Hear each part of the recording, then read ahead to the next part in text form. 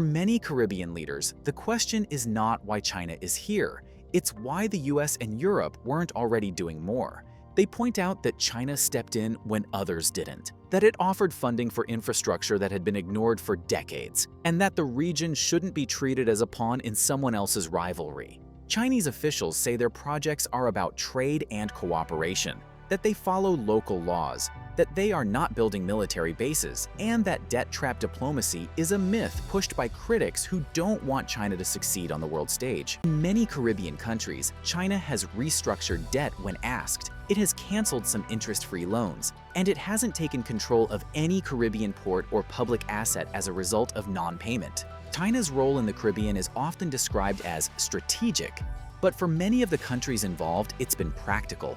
These port projects didn't appear because of ideology.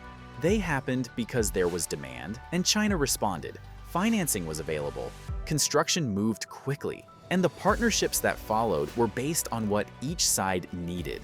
The United States still holds strong ties in the region, but for years, large-scale infrastructure wasn't part of its focus. There were offers of aid, diplomacy, and training, but not long-term financing for ports, highways, or energy systems. At least not at the scale or speed that many of these governments were looking for. That's where China stepped in, and that's why the relationship continues to grow.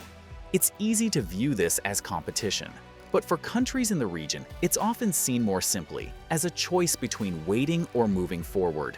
These ports are now part of the region's future, and China, by helping build them, has secured a place in that future. And to be honest, it's not that the US couldn't have done it, it chose not to. So the question is not only why China is here, it's why no one else was.